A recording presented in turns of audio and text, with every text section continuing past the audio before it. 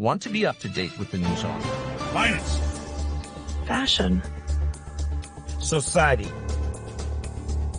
science, sports.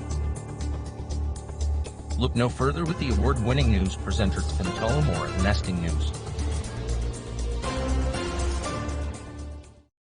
Good evening. This is NestingNews of Channel 1, and I am the blanket to keep you warm during the crypto winter. Tim Tullamore. Today we address our attention on the state of crypto manipulation, the SEC's ongoing ideology of ruining fun, adoption and tightening policies and more. Our star of the show, Bitcoin, is trading. Well, it's trading somewhere. It's been quite volatile lately, so hard to pinpoint the exact number. The current trading range has been between 25,000 and 27 with change. It even had days with 5% swings.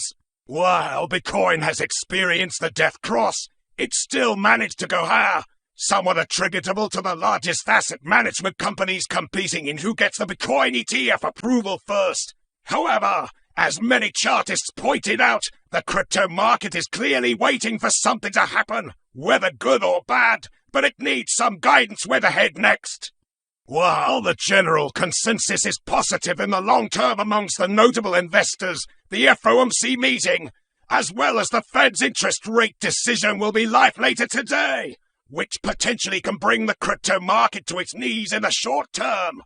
Now, since we have already touched on the topic of the SEC, which at this stage feels like poking a pile of fresh poop, let's explore the latest news here. Well, that analogy is accurate, but the punchline needs some work. Anyway, the SEC is indeed the epicenter of smelly and sticky bad news.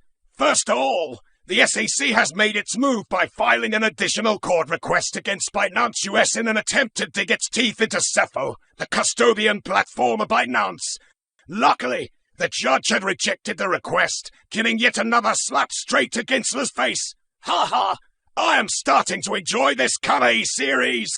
However, not everyone has shown up in the courtroom with the required resilience or an army of lawyers. Stoner Cats NFT project, which was brought to light by the star couple of Mila Kunis and Ashton Kutcher and featured many other celebrities, has settled for $1 million civil fine after the SEC accused the project of selling NFTs on registered securities. Now, what was the financial promise? I hear you ask. We wonder too, to be honest. The purpose of those NFTs was to provide early access to the cartoon episodes and the voting power in the plots of the series. However, the SEC argued that given the creators' fame and the likely success of the series, the sale of NFTs could have been recognized as an investment by the buyers. No comments. All I'm gonna say, this is the second successful lawsuit by the SEC against NFT projects, and it matters. So, be careful out there. Despite all the crap that the SEC is putting the crypto industry through, there might be some light in the end of the tunnel.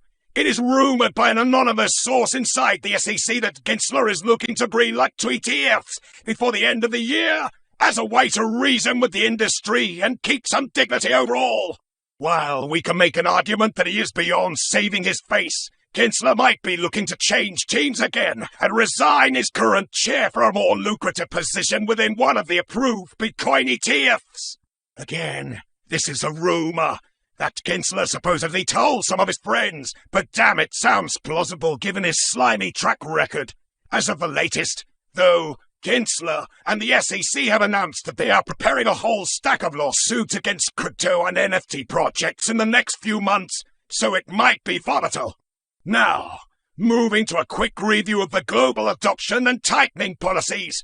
While places like Hong Kong are tightening their crypto-related policies and even start investigations and police raids, we still have institutional adoption happening despite the bear market and blurry regulatory future. A banking giant, Citigroup, for instance, has started a tokenized system for cash management and institutional trades using blockchain.